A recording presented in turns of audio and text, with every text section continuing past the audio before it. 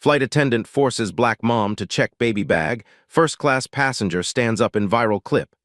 The baby's wails slice through the tense silence of the cabin as the flight attendant towers over Maya Johnson, her finger stabbing the air between them. "Ma'am, that bag is clearly oversized. It needs to be checked, now." Maya clutches her squirming 6-month-old son closer to her chest, the diaper bag in question, the only lifeline to her son's needs for the next 4 hours, dangling precariously from her shoulder. Tears of frustration and humiliation burn behind her eyes as she glances around at the sea of faces, pretending not to watch the spectacle unfold. 3 other mothers with similar, even larger bags sit unbothered just rows away. None of them black, none of them being singled out. "But I need this for my baby," Maya pleads, her voice cracking as her son Elijah's cries intensify. "Everything he needs is in here, his medicine, his formula." The flight attendant, whose name tag reads Brenda, cuts her off with a dismissive wave. "Rules are rules, ma'am. You should have thought about that before boarding with an oversized bag." Brenda's voice carries throughout the cabin, making sure everyone hears the authority in her tone. A phone camera discreetly rises from 5 rows back. Maya feels her chest tighten, that familiar sensation of being treated differently, of having to fight battles others never face. She had triple-checked the airline's bag policy before flying, her first time traveling alone with Elijah to visit his grandmother. The bag meets every requirement. She knows it does. And then, from the plush seats of first class, a figure rises. A distinguished-looking man in his 60s with salt and pepper hair and the confident posture of someone accustomed to being heard slowly stands. The cabin stills as he steps into the aisle, his expression unreadable. No one expects what happens next. But to understand how we got here, how a routine flight from Chicago to Atlanta became the stage for a viral moment that would divide and unite a nation, we need to go back to where it all began, 12 hours earlier, when 3 separate lives were set on a collision course. The morning breaks with relentless rain battering against Maya Johnson's bedroom window. At 32, she never imagined she'd be doing this alone, raising Elijah, navigating life as a widow, forcing herself to keep moving forward when sometimes all she wants is to curl up and disappear. Today marks a milestone, Elijah's first flight to visit his grandmother in Atlanta. Maya's mother-in-law, Alina, hasn't seen her grandson since the funeral 4 months ago. Maya's alarm blares for the 3rd time. She hasn't truly slept, spending most of the night triple-checking the diaper bag, mentally rehearsing every step of the journey, envisioning every possible disaster. The pediatrician's warnings about flying with an infant with Elijah's particular sensitivities echo in her mind. Formula, diapers, changing pad, extra clothes, baby carrier, pacifiers, teething toys, baby Tylenol, prescription ear drops. Maya whispers the list like a prayer as she does a final inventory. She's packed with military precision, mindful of the airline's size restrictions. As a high school history teacher, Maya appreciates rules and structure. They make sense in a world that often doesn't.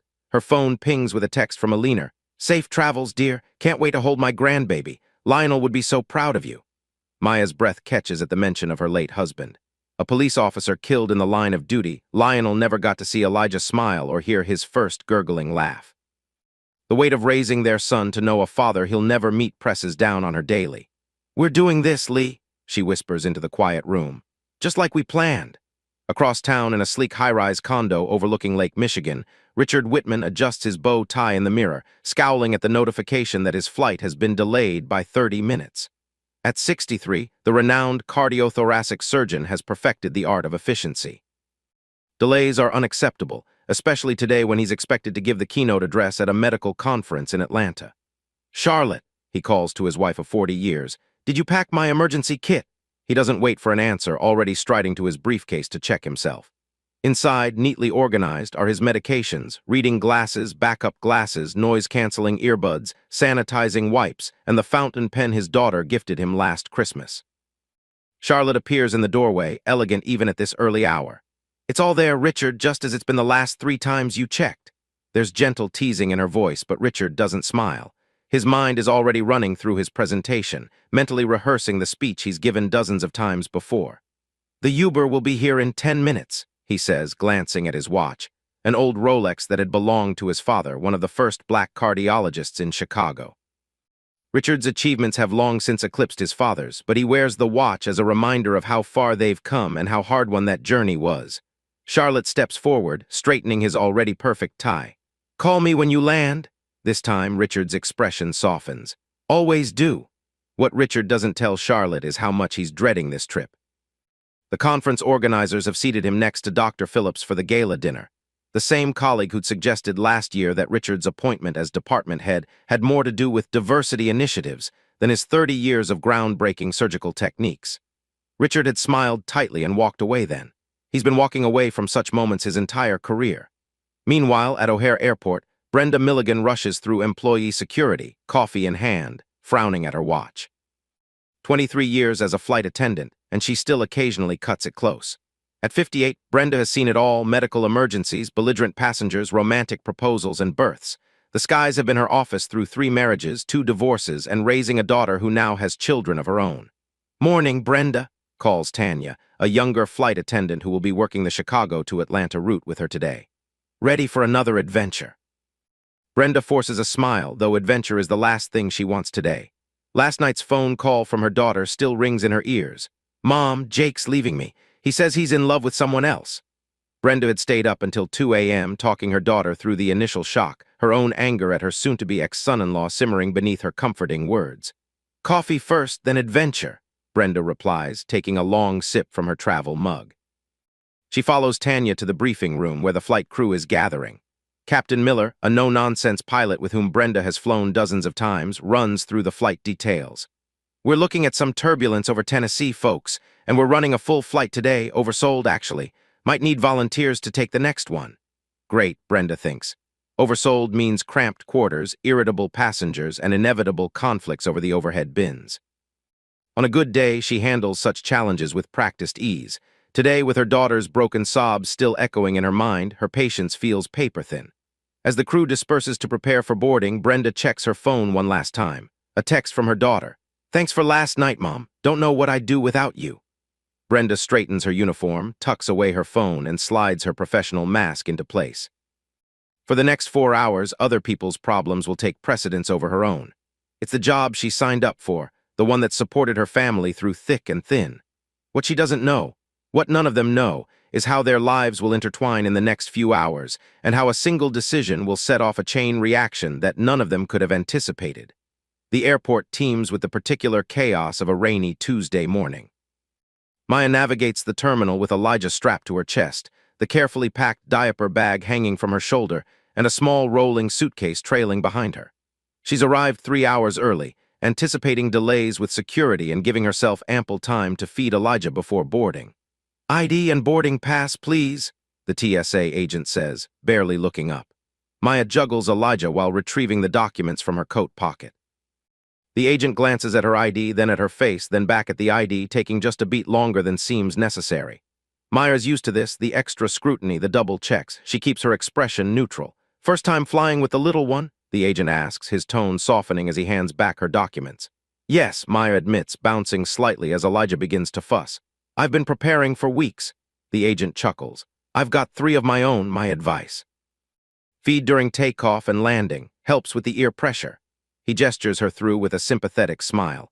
Maya's shoulders relax slightly at this small kindness. She navigates the security line, struggling to remove her shoes while keeping Elijah calm.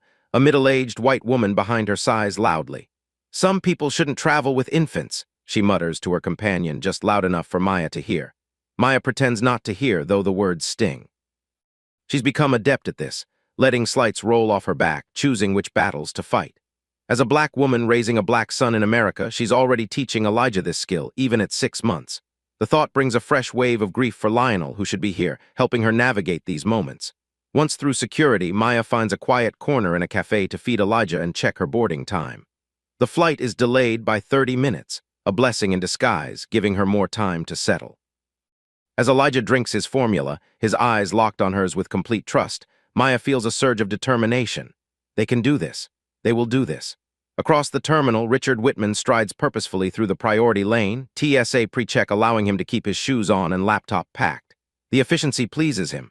He nods curtly at the agent who waves him through without a second glance, one of the privileges his first-class ticket and frequent flyer status afford him. His phone rings as he's collecting his briefcase from the conveyor belt. It's his daughter, Catherine.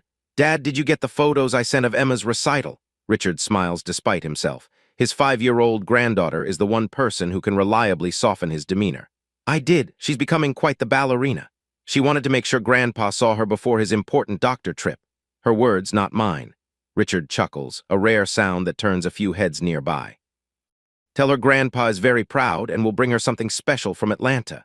After promising to call once he lands, Richard makes his way to the first-class lounge, where he settles into a leather armchair with a copy of the New England Journal of Medicine. The quiet efficiency of the lounge soothes him, a stark contrast to the noisy terminal outside. Richard's mind drifts to his presentation.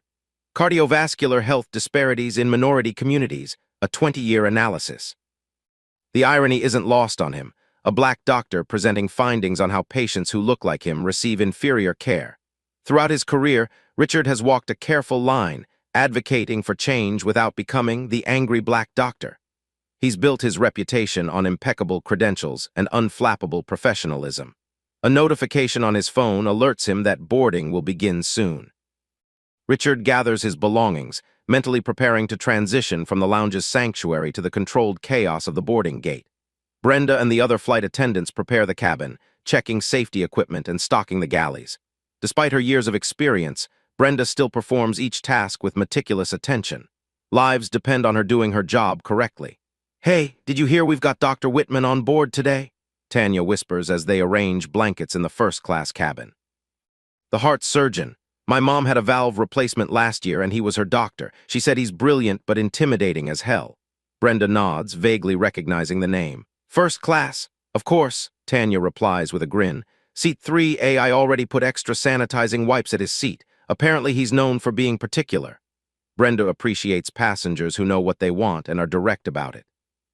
It's the passive-aggressive ones, or worse, the entitled ones who pretend rules don't apply to them, that test her patience. And today, her patience is already wearing thin.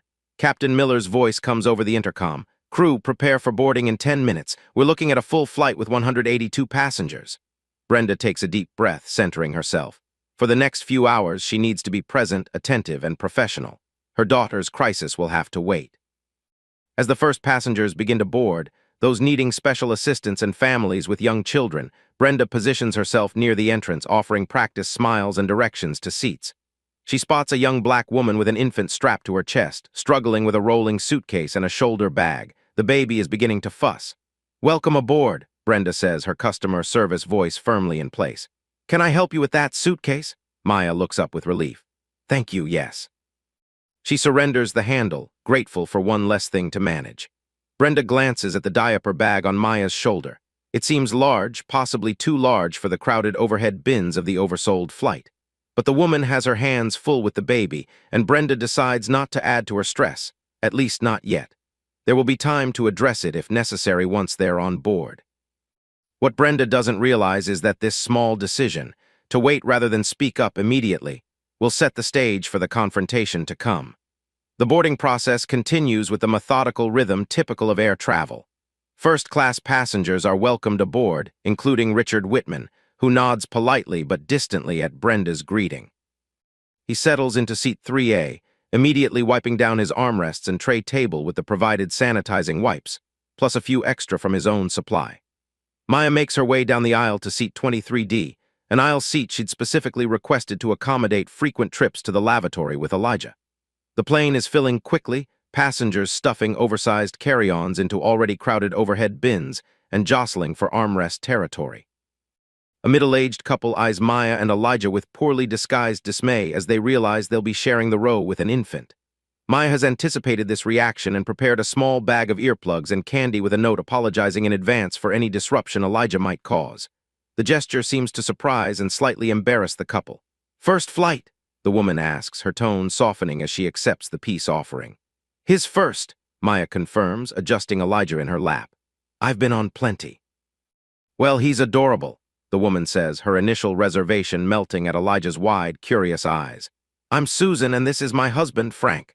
This small connection eases some of Maya's tension. Perhaps this journey won't be as fraught as she feared. She secures her rolling suitcase in the overhead bin and keeps the diaper bag at her feet, easily accessible for Elijah's needs. The boarding process continues, the plane filling to capacity.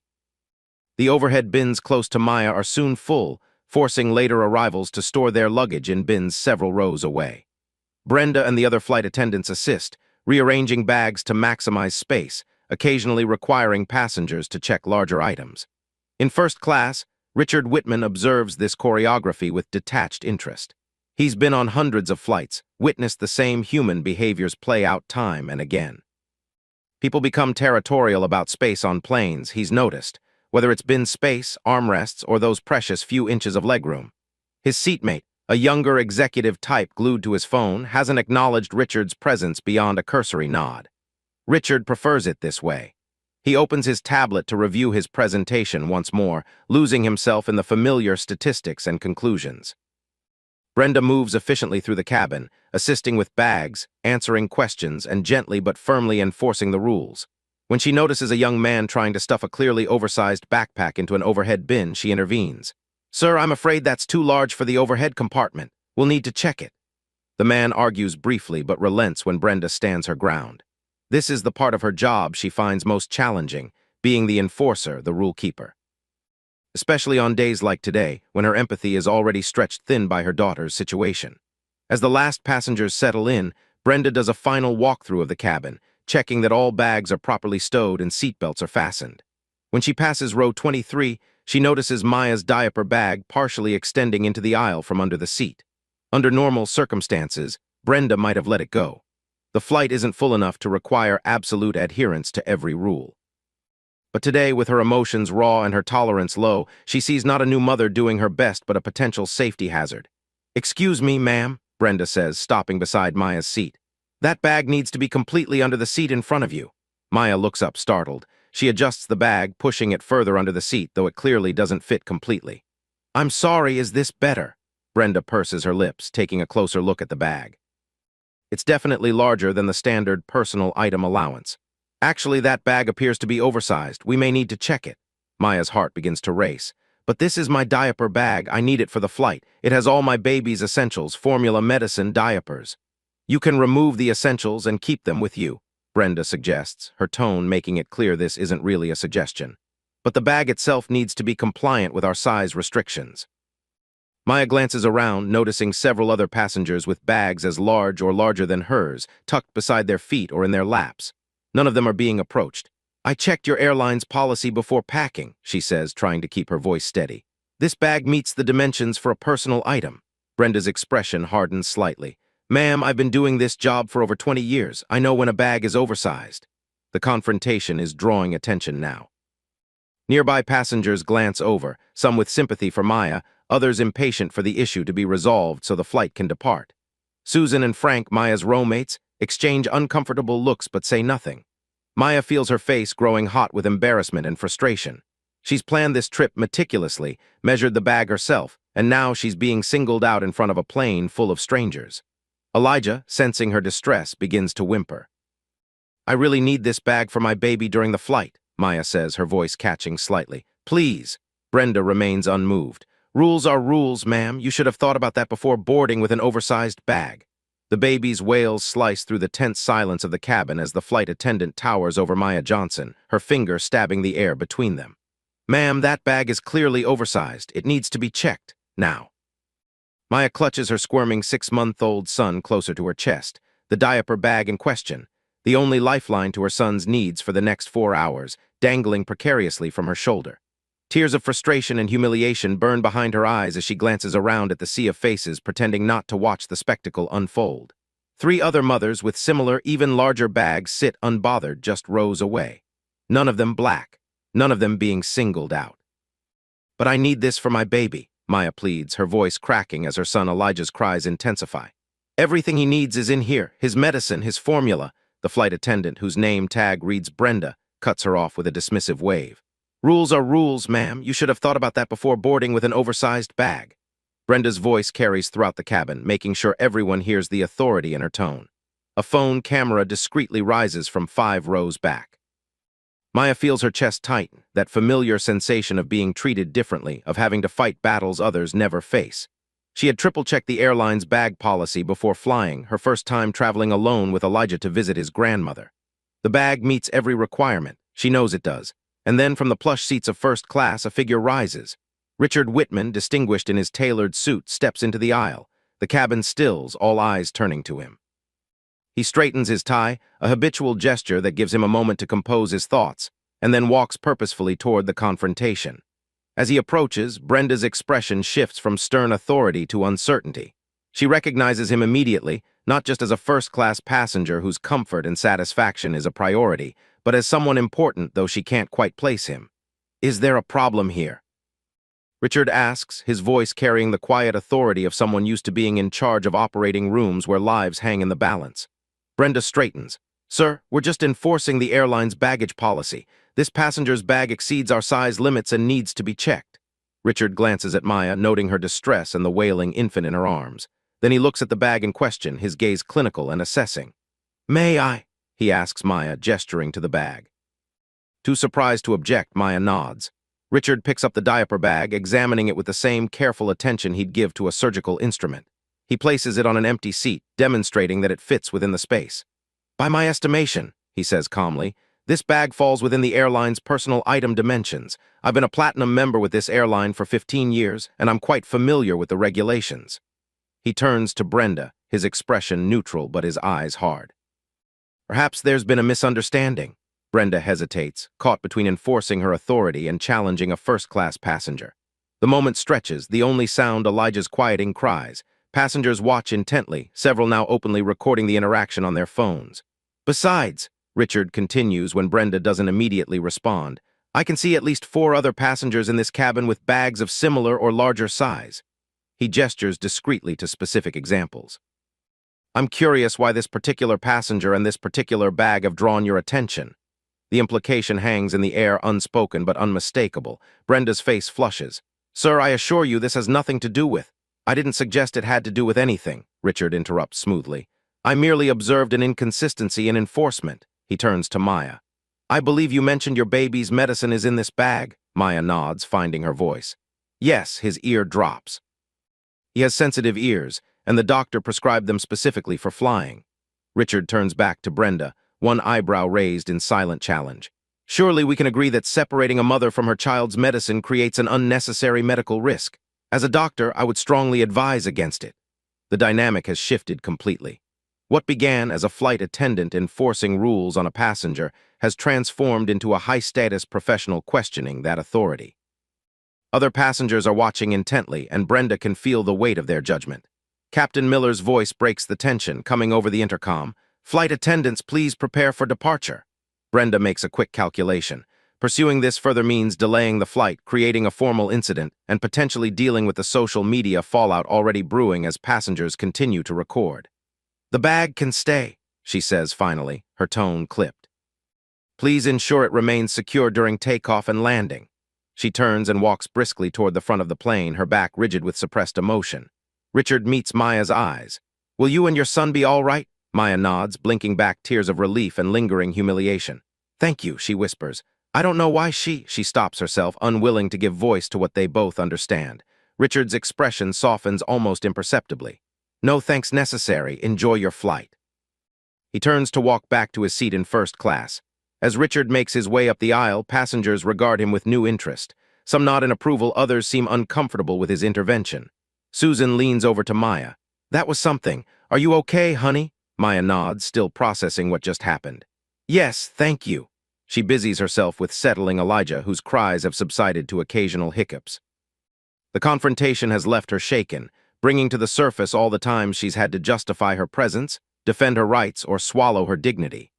Back in his first-class seat, Richard stares out the window, his own emotions more turbulent than he cares to admit. He hadn't planned to get involved. In fact, he spent much of his career carefully avoiding such confrontations, focusing instead on excelling within the system. But something about the scene, the young mother's distress, the crying baby, the clear inconsistency in treatment, had triggered a response he couldn't suppress. As the plane begins to taxi, passengers still whisper about what they witnessed. Several are already posting about it on social media, their narratives varying based on their own perspectives and biases. By the time the plane reaches cruising altitude, the incident is beginning to gain traction online, though none of the participants yet realize it. In the galley, Brenda tries to compose herself, her hands shaking slightly as she prepares the beverage cart. Tanya approaches cautiously. "Everything okay?" Brenda forces a smile. "Fine, just a misunderstanding about a bag." But it wasn't just about a bag, and Brenda knows it.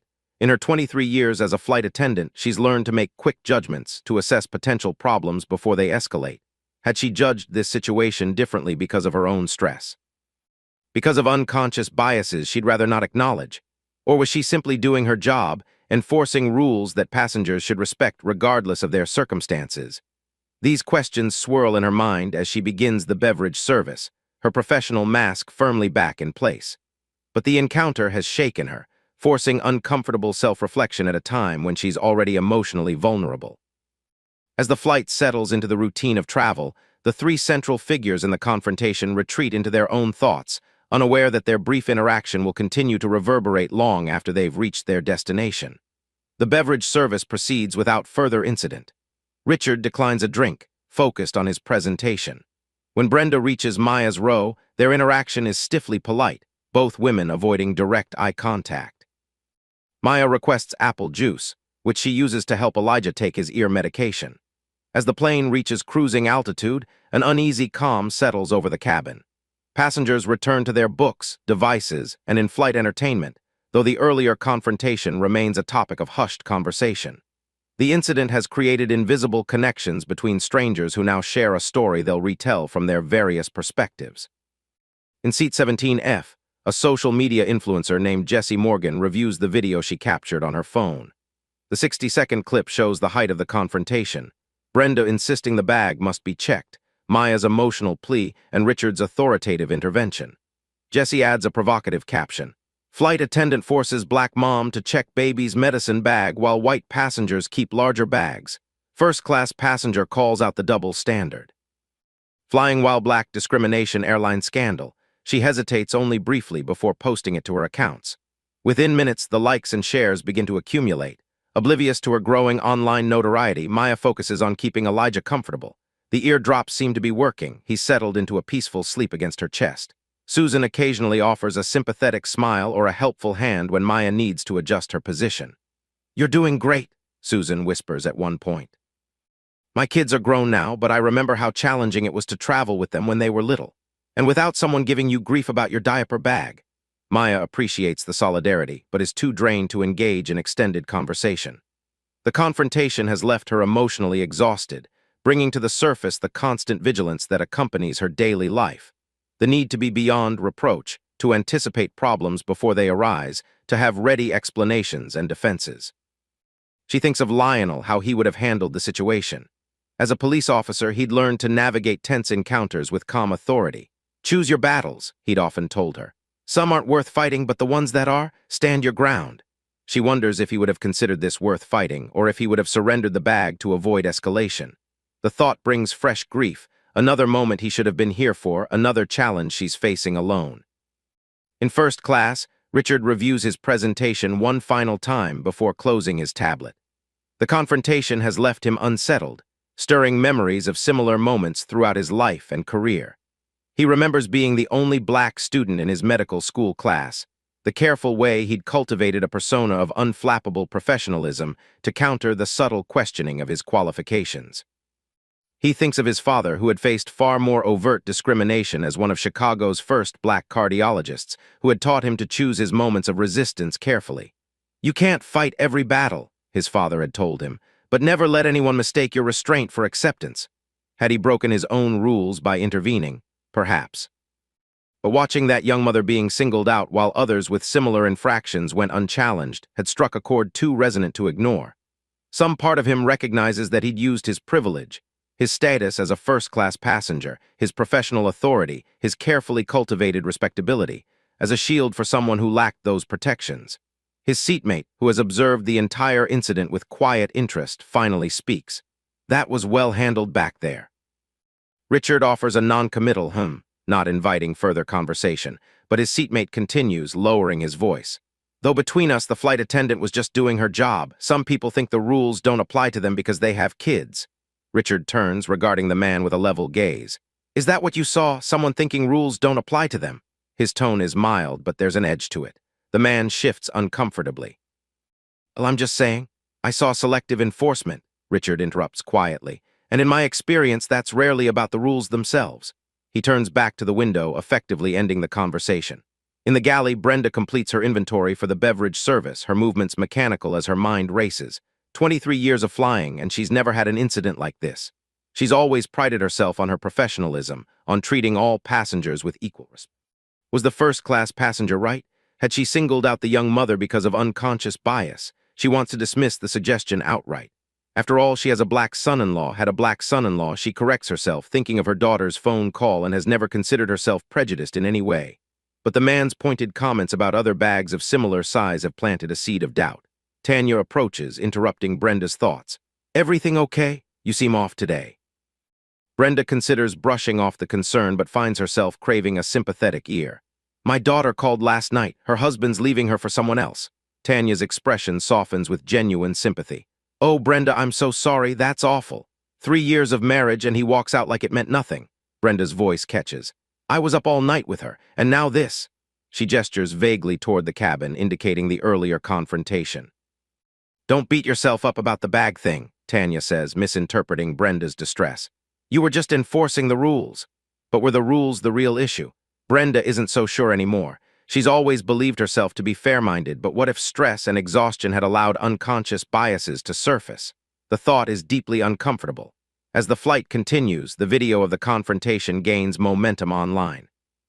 What began as a post from a relatively minor influencer is picked up by larger accounts focused on social justice issues and racial discrimination. Context-free snippets appear on various platforms, each with slightly different framing. Black mother with baby harassed over bag size, while white passengers ignored racism. Flight attendant tries to separate mother from baby's medicine. Doctor intervenes medical discrimination. Hero, first-class passenger, stands up for young mom targeted by power-tripping flight attendant stand-up. By the time the plane begins its descent into Atlanta, the incident has been viewed tens of thousands of times across multiple platforms. News organizations have begun reaching out to the airline for comment. None of this is yet known to the 3 people at the center of the storm. As the captain announces their approach to Atlanta, Maya gently wakes Elijah, who has slept for most of the flight. She prepares another bottle to help with the pressure change during descent. Susan offers to hold the bottle while Maya adjusts Elijah's position. "You've got a good little traveler there," Susan says, smiling at the drowsy baby. Most scream the whole way. "The eardrops helped," Maya replies, "and I'm lucky he's generally pretty easygoing." She hesitates, then adds, "Thank you for being kind. It means a lot, especially after." Susan nods in understanding. "What happened wasn't right. I should have spoken up too." The admission surprises Maya. So often after such incidents, people pretend not to have noticed or try to explain away what happened. Susan's acknowledgement feels like a small balm on the still raw wound of the confrontation. In first class, Richard prepares for landing, methodically stowing his tablet and adjusting his seat. His mind has shifted back to the medical conference, mentally rehearsing key points of his presentation. Yet he finds himself wondering about the young mother and her baby. Will they face similar treatment at their destination? Will there be someone to stand up for them if they do? He's pulled from these thoughts by an announcement from the captain. "Flight attendants, prepare for landing." Brenda moves efficiently through the cabin, checking that seats are upright and tray tables stowed. When she reaches row 23, she pauses, meeting Maya's eyes briefly. There's a moment of recognition between them, not reconciliation exactly, but acknowledgement. Brenda opens her mouth as if to say something, then seems to think better of it, continuing her checks without comment. As the plane touches down in Atlanta, passengers reach for their phones, reconnecting to the world they've been separated from for the past few hours. Notification sounds ping throughout the cabin as messages and alerts flood in. Richard checks his email, seeing several urgent messages from the conference organizers. He assumes they relate to his presentation, perhaps a scheduling change. He'll address them once he's off the plane. Maya texts Alina, "Just landed, all good. Elijah was a champ." She doesn't mention the confrontation. No need to worry her mother-in-law before they've even arrived. Brenda receives a message from her supervisor. "Call me as soon as you land. Incident on your flight going viral." Her stomach drops as she reads these words. Viral. She quickly opens the linked video and watches in horror as the confrontation plays out from a passenger's perspective. The caption reads, "Flight attendant forces black mom to check baby bag while ignoring white passengers with oversized bags." First-class hero intervenes. Racism, discrimination. The comments below are overwhelmingly negative, many calling for Brenda to be fired. Some have already identified her by name from her visible name tag in the video.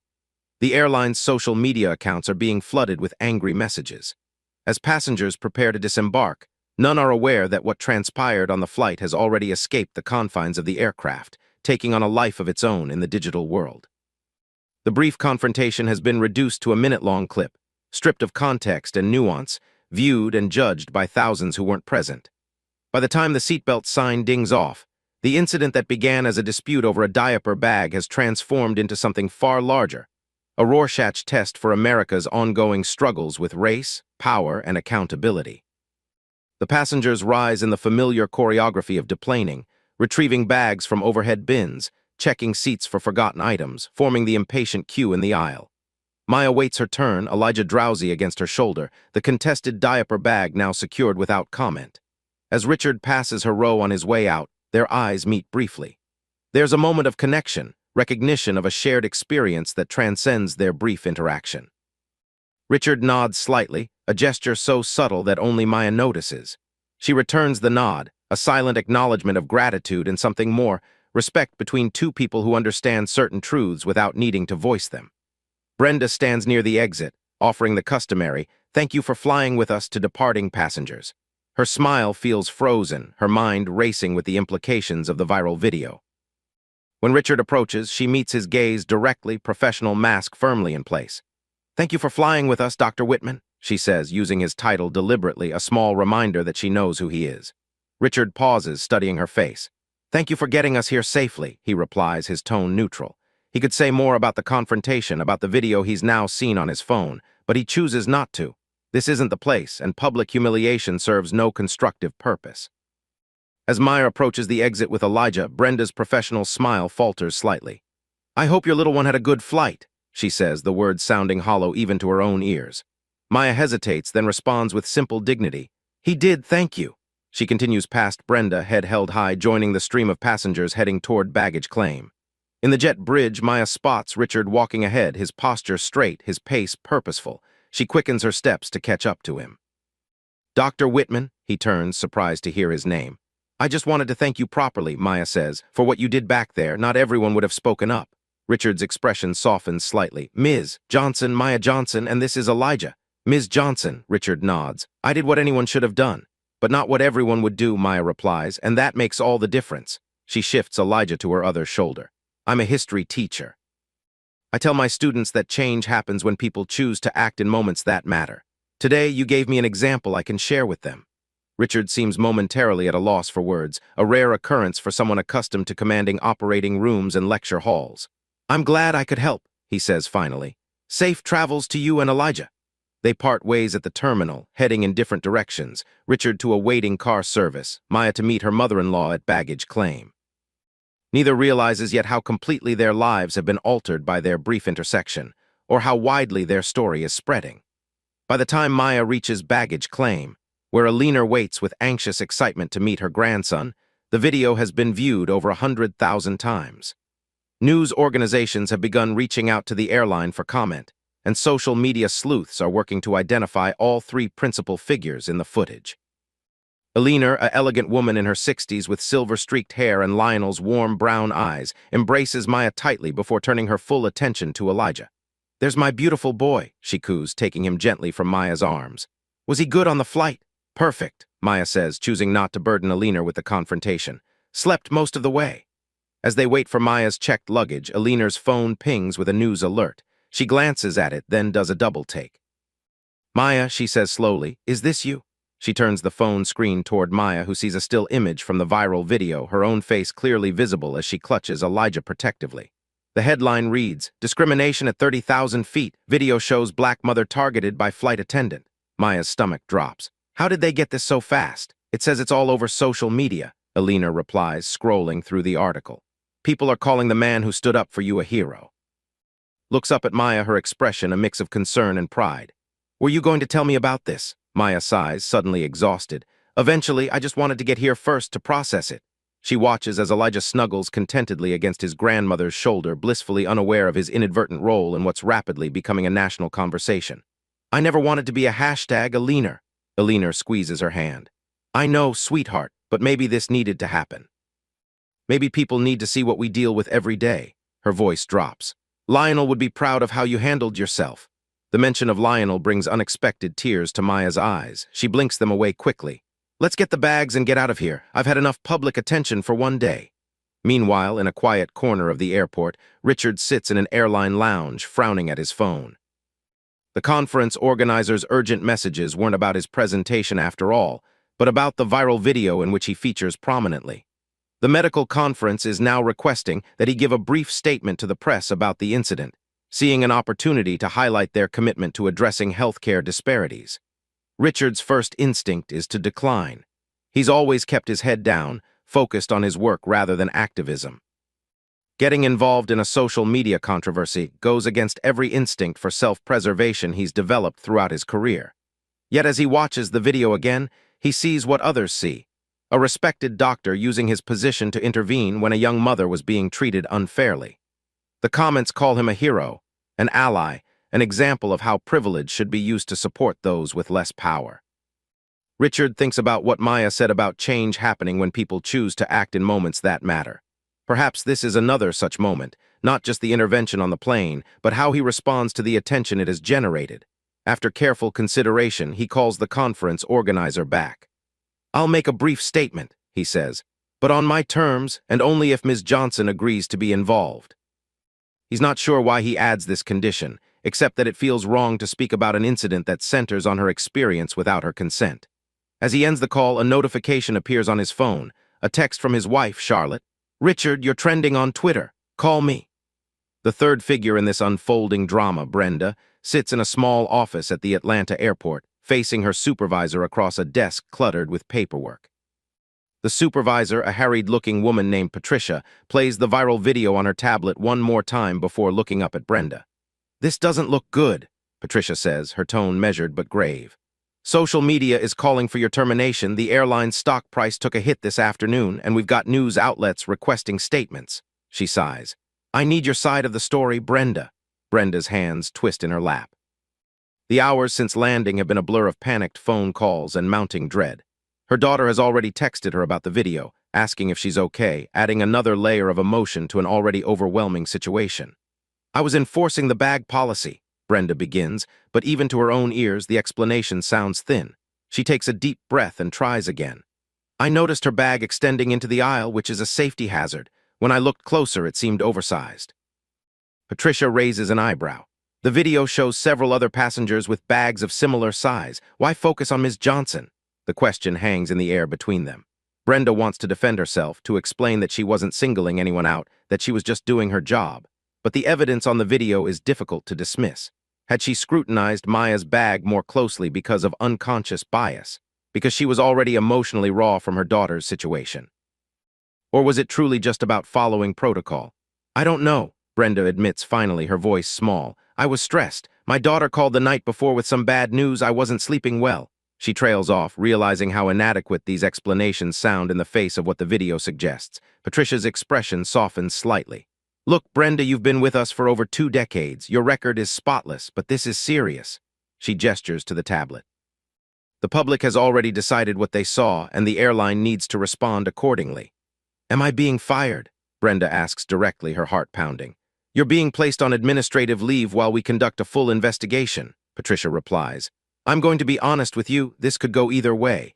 It depends partly on whether Ms. Johnson decides to file a formal complaint and how the public reacts to our response." Brenda nods numbly. 23 years of service, potentially ended by a moment of poor judgment captured on video and broadcast to the world. She thinks of her mortgage, her daughter who might need financial support during her divorce, her retirement still years away. The weight of it all threatens to crush her. "What should I do?" she asks, hating the desperation in her voice. Patricia regards her thoughtfully. "If I were you, I'd consider reaching out to Ms. Johnson, not to pressure her, but to apologize, genuinely." She pauses, and "Brenda, I'd take some time to reflect on why this happened, really reflect." As Brenda leaves the office, her phone buzzes with a notification. It's a message from her son-in-law, her soon-to-be ex-son-in-law, who has apparently seen the video. "Always knew you had a problem with black people. Guess now everyone else knows, too." The text feels like a physical blow. Jake, who she'd welcomed into her family, who she'd defended when others questioned the interracial relationship, now using this moment of vulnerability to twist the knife. Brenda sinks onto a bench, overwhelmed by how quickly her life seems to be unraveling. By evening, The story has exploded across national media. The airline has issued a carefully worded statement. We are aware of the video circulating on social media and take these allegations very seriously. The employee involved has been placed on administrative leave pending a full investigation.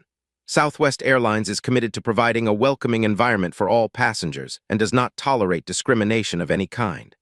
Maya arrives at Alina's suburban Atlanta home, where journalists have already discovered her identity and are gathering outside. Alina pulls the blinds closed, turning to Maya with a determined expression. We don't have to talk to them if you don't want to. Maya watches Elijah playing contentedly on a blanket, surrounded by toys Alina had carefully preserved from Lionel's childhood. What would Lionel say? Alina considers this. He'd say that sometimes staying quiet protects your peace and sometimes speaking up protects your dignity. She sits beside Maya on the couch. The question is, which do you need more right now? Maya's phone has been buzzing constantly with notifications. Messages from colleagues and friends who have seen the video, reporters requesting interviews, and surprisingly, an email from Richard Whitman. She opens it, curious. Ms. Johnson, it reads, I hope this message finds you well after today's unfortunate incident. The medical conference I'm attending has requested that I make a statement about what occurred on our flight. I've agreed, but only if you consent and wish to be involved as well. This is your story more than mine, and I won't speak about it publicly without your approval. Please let me know your thoughts. Respectfully, Richard Whitman, M.D.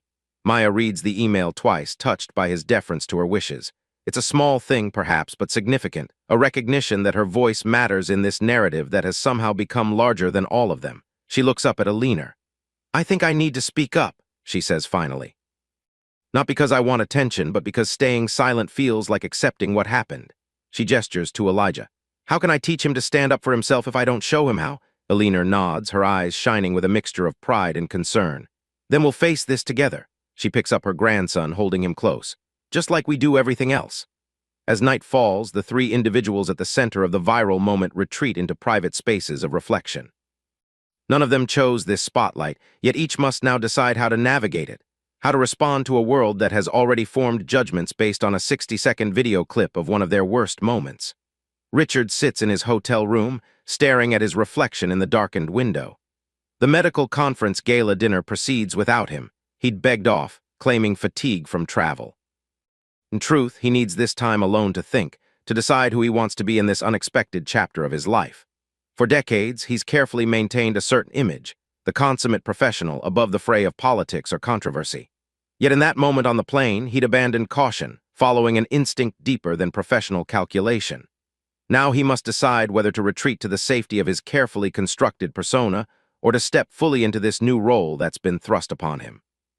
His phone chimes with a text from Maya. I've read your email. I'd like to speak with you about making a joint statement. Can we meet tomorrow? The decision, it seems, has been made for him. Across town, Brenda sits at her kitchen table, staring at a blank email draft addressed to Maya Johnson.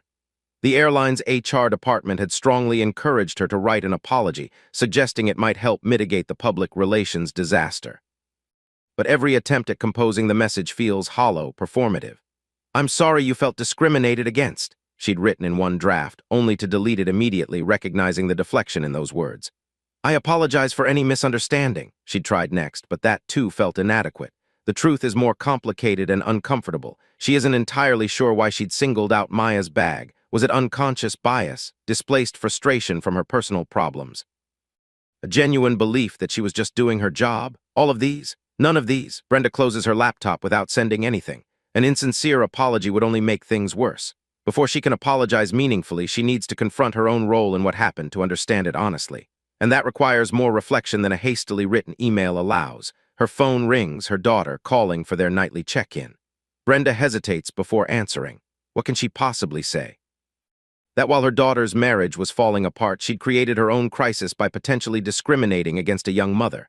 That her son-in-law's parting shot might have more truth to it than she wants to admit. She answers anyway. Hi, sweetie. Mom, her daughter's voice is warm with concern. I saw the video. Are you okay? Brenda hadn't expected this, compassion rather than judgment. Tears spring to her eyes. I don't know, she answers honestly. I really don't know. In Alina's guest bedroom, Maya sits on the edge of the bed, scrolling through social media reactions to the video. Her name is now a hashtag, her face captured in screenshots and shared thousands of times. Strangers debate what happened, what should have happened, what it all means in the context of America's ongoing struggle with racial justice. Some comments make her wince. She was probably being loud and difficult before the video started. Why do these people always play the race card? Others bring unexpected tears. As a black mother, I've been here too many times. Thank you for standing your ground for yourself and your baby. Maya closes the app, setting her phone aside. She thinks about her students, many of whom have likely seen the video by now. What lesson will they take from this? That standing up for yourself matters. That discrimination remains a daily reality. That social media can amplify a moment of injustice into a national conversation. All of these, perhaps. But Maya hopes they'll also see something else, that in a moment of conflict, a stranger chose to stand up, to use his privilege to intervene when he could have remained comfortably silent. That change happens when people choose to act in moments that matter. She glances at the crib where Elijah sleeps peacefully, unaware of the storm swirling around them. "We're going to be okay," she whispers to him. "Better than okay." Tomorrow, she'll meet with Richard Whitman to discuss their joint statement. She'll face the cameras with dignity and speak her truth.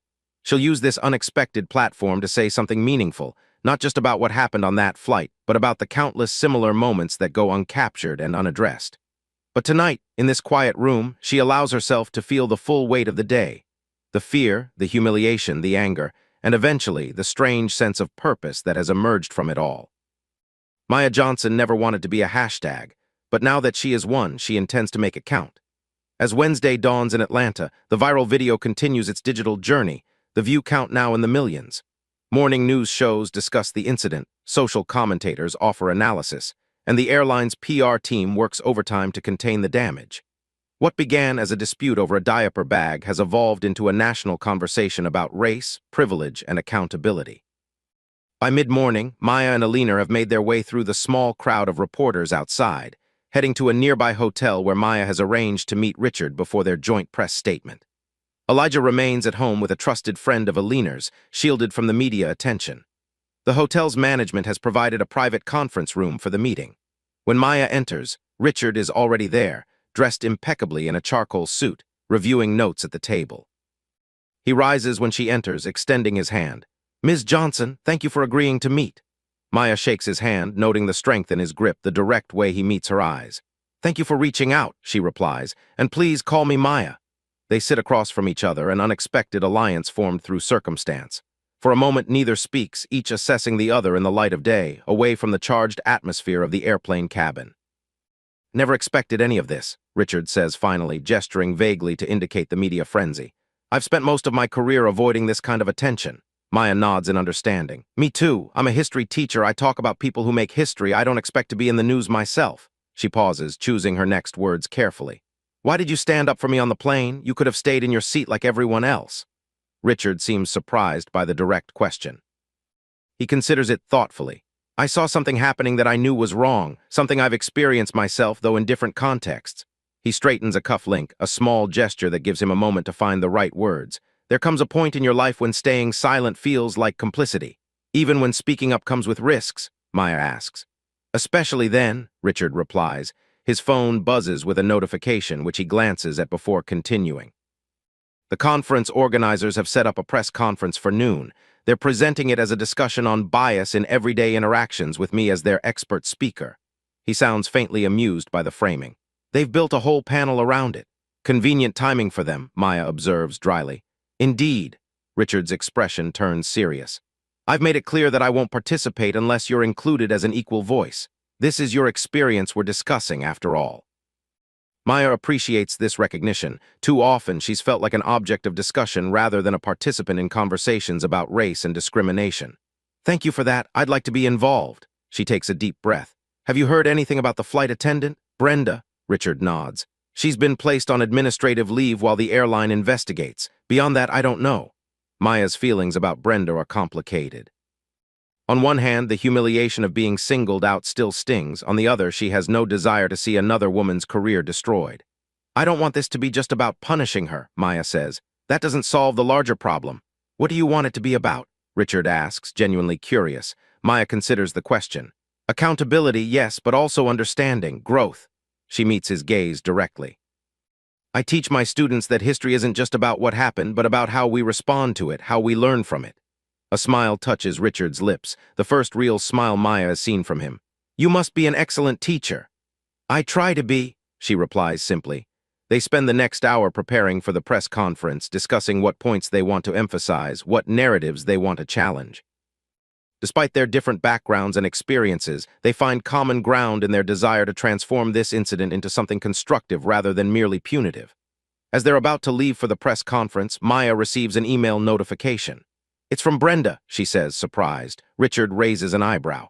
The flight attendant? Maya nods, opening the message. She reads it silently, her expression giving nothing away. Dear Ms. Johnson, the email begins. I've started and deleted this message dozens of times, trying to find the right words. There are probably no right words, but I owe you an honest apology. What happened on that flight was wrong. I treated you differently than other passengers, and whether that was due to unconscious bias, the stress I was under from personal issues, or some combination of factors, the impact on you was the same. You were singled out, embarrassed, and made to feel unwelcome when you were simply trying to travel with your child. I've spent the past day reflecting on my actions and asking myself hard questions about why I approached you and not others with similar bags. The answers are uncomfortable but necessary for me to confront. I don't expect forgiveness, nor am I asking you to speak up on my behalf regarding my employment. Those consequences are mine to bear. I simply wanted you to know that I am truly sorry for how I treated you and your son, and I am committed to learning from this experience. Respectfully, Brenda Milligan. Maya looks up from her phone, finding Richard watching her with interest. She apologized, Maya says simply. A real apology, not a sorry you felt that way, non-apology. That's unexpected, Richard admits. Will you respond? Maya considers this. Yes, but not right now. I need to think about what I want to say. She puts her phone away. We should head to the press conference. The hotel ballroom has been transformed for the medical conference's hastily arranged panel discussion. Cameras from several news outlets are positioned at the back of the room. The conference organizers have placed name cards on the table. Richard Whitman, MD, prominently in the center, with Maya Johnson added as an apparent afterthought. Without comment, Richard switches the cards, placing Maya's in the center position. It's a small gesture, but one that doesn't go unnoticed by the conference organizers or the journalists present. The moderator, a polished woman in her 50s, introduces the panel. Today, we have a unique opportunity to discuss an incident that has captured national attention and raises important questions about bias in everyday interactions. We're honored to have with us Dr. Richard Whitman, our keynote speaker and a distinguished cardiothoracic surgeon, and Ms. Maya Johnson, who was directly involved in the incident in question. The cameras roll as Richard and Maya take turns describing what happened on the flight. They speak with careful precision, neither sensationalizing nor minimizing the incident. When asked directly about whether she believes she experienced racial discrimination, Maya answers thoughtfully. What I experienced was being singled out when others in similar situations were not. That's a pattern many people of color recognize from our daily lives. She pauses. I can't speak to what was in the flight attendant's heart or mind. I can only speak to the impact of her actions, which left me feeling humiliated and othered in front of a plane full of strangers. A reporter directs a question to Richard. Dr. Whitman, as someone with your status, did you feel obligated to intervene? Richard considers his response carefully. I felt compelled to speak up, not because of my professional status, but because I recognized an injustice occurring. Too often we witness such moments and remain silent, telling ourselves it's not our place to get involved. He glances at Maya. But as Ms. Johnson teaches her history students, change happens when people choose to act in moments that matter. The press conference continues for nearly an hour, the questions ranging from the specific details of the incident to broader discussions of implicit bias and systemic discrimination. Throughout, Maya and Richard maintain a united front, neither painting Brenda as a villain nor diminishing the seriousness of what occurred. As the event concludes, the moderator asks if either has a final statement. Maya speaks first. I never wanted to become the center of a viral moment or a hashtag, she says. I was simply traveling with my son to visit his grandmother. But now that this has happened, I hope we can use it as an opportunity for reflection and growth, not just for the individuals involved, but for all of us who navigate a world where such incidents occur daily, whether cameras are rolling or not. Richard nods in agreement before adding his own thoughts. Throughout my career, I've often chosen to stay silent in the face of subtler forms of discrimination, focusing instead on excellence as its own form of response. Yesterday, something compelled me to speak up instead. He pauses. Perhaps it's time for all of us with privilege or authority to reconsider when silence serves progress and when it impedes it. As they leave the podium, flashbulbs popping and reporters calling out additional questions, Maya feels a strange mixture of exhaustion and exhilaration. She never sought this platform, yet now that she has it, she's determined to use it meaningfully. Back at the hotel after the cameras have gone and the reporters have filed their stories, Maya and Richard share a quiet moment before parting ways. "You handled that beautifully," Richard tells her. "Your students are fortunate to have such an articulate teacher." Maya smiles. "Thank you for everything, not just for standing up on the plane, but for making sure my voice was heard today." Richard nods, understanding the significance of this acknowledgement. "What will you do now about Brenda's email, I mean?" Maya has been pondering this question throughout the press conference. "I think I'll meet with her," she says finally. "Not for the cameras or for social media, but because it feels like the right next step." "That shows remarkable grace," Richard observes. Maya shakes her head slightly. "Not grace, purpose. If this is going to be more than just another viral outrage that fades when the next one comes along, then something constructive needs to emerge from it." They exchange contact information before parting, both sensing that their unexpected connection might extend beyond this single incident. As Maya watches Richard walk away, she reflects on how strange life can be, how a moment of conflict brought her into the orbit of someone she would likely never have met otherwise, creating an alliance neither of them anticipated. That evening, Maya composes her response to Brenda's email, inviting her to meet privately the following day.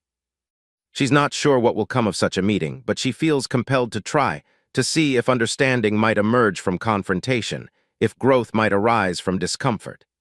As she sends the email, Maya thinks about Elijah, about the world he's growing into.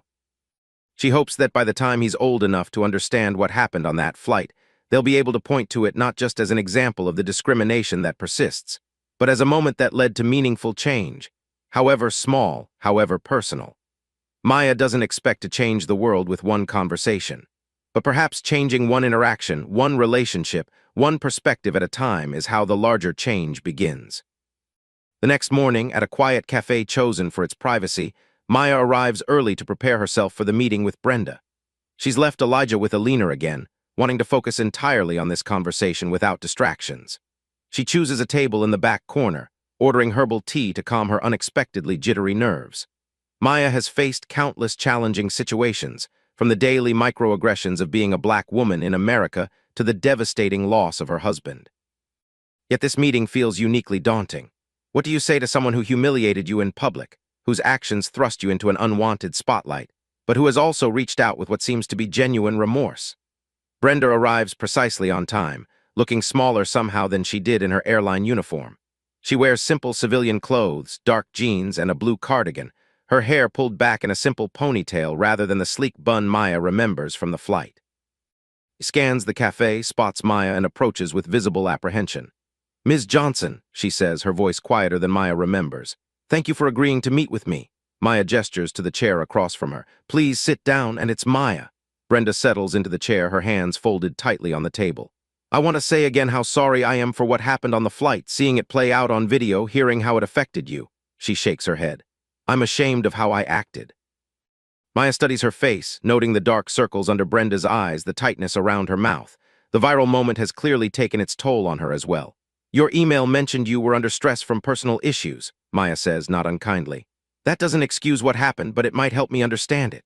Brenda seems surprised by this opening, this invitation to context rather than immediate judgment. "My daughter called the night before our flight," she says after a moment. "Her husband, my son-in-law, is leaving her for someone else. I was up all night with her, trying to help her through the initial shock." She pauses. "He's black, actually. My son-in-law was my son-in-law. We were close, or I thought we were. After the video went viral, he texted me saying he'd always known I had a problem with black people." She looks up, meeting Maya's eyes directly. "I wanted to believe that wasn't true, that I treat everyone the same, but the video doesn't lie, does it?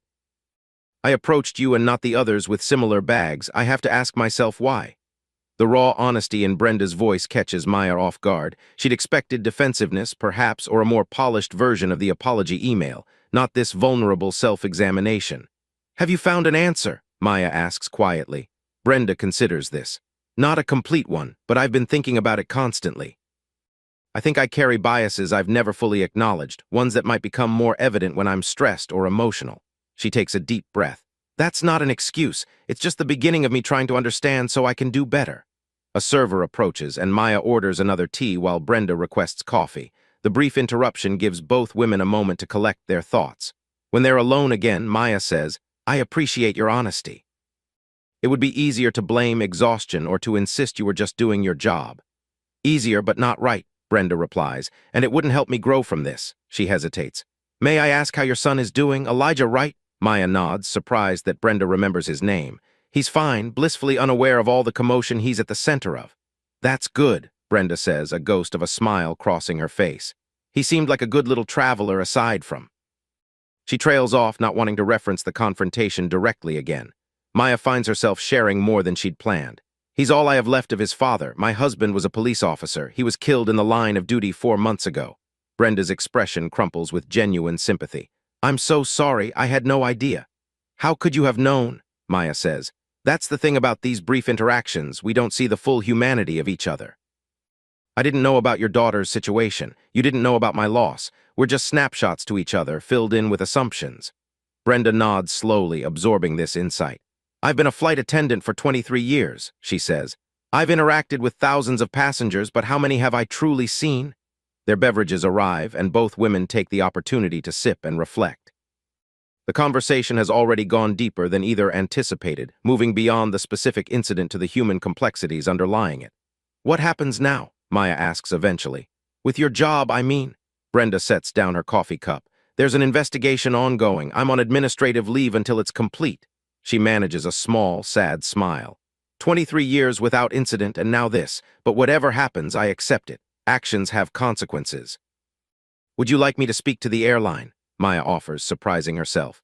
"Not to excuse what happened, but to say that I believe your apology is sincere." Brenda looks genuinely startled by the offer. "You would do that after how I treated you?" "This isn't about erasing what happened," Maya explains. "It's about what happens next. Firing you doesn't solve the larger problem, but if you're truly committed to learning and growing from this, maybe that's more valuable in the long run." Tears well in Brenda's eyes. "Thank you," she whispers. "That's more grace than I expected or deserve." Maya shakes her head slightly. "Not grace, purpose." She repeats the words she'd said to Richard the day before. "If this is going to be more than just another viral outrage that fades when the next one comes along, then something constructive needs to emerge from it." They talk for another hour, the conversation flowing more easily as initial tensions dissolve.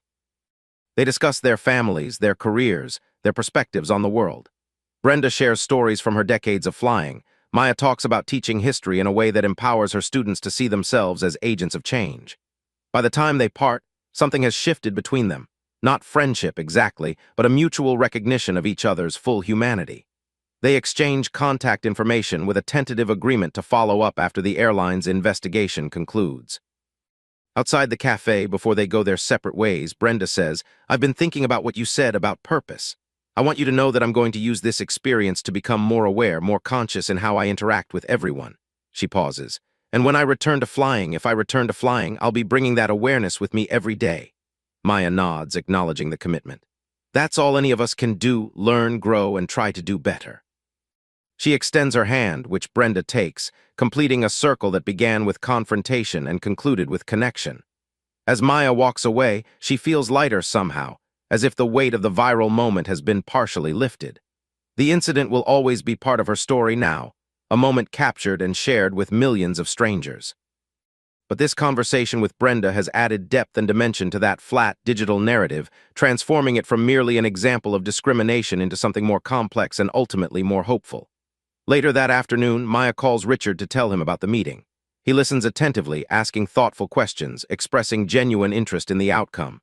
"That took courage," he says when she finishes. "On both your parts."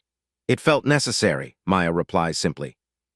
"Like something I needed to do, not just for Brenda or myself, but for Elijah, to show him that there are ways to respond to injustice that don't just perpetuate cycles of hurt and anger." Richard is quiet for a moment. "You've given me something to think about," he says finally. "About how I've responded to similar situations throughout my career.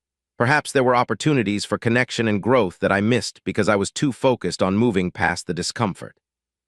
Their conversation shifts to Richard's medical conference, which concludes the following day, and Maya's plans for the remainder of her visit with Alina. Before they end the call, Richard mentions that he'll be in Chicago for another conference in a few months. Perhaps we could meet for coffee, he suggests. Continue this conversation.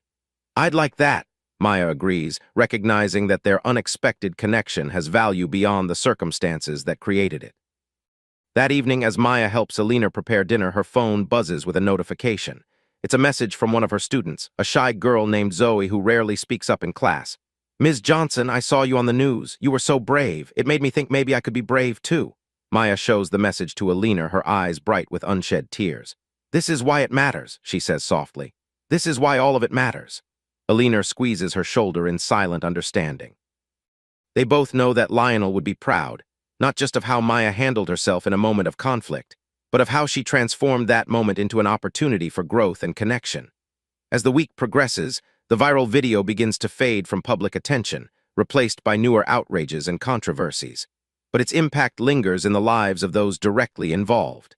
The airline completes its investigation, resulting in a formal reprimand for Brenda rather than termination.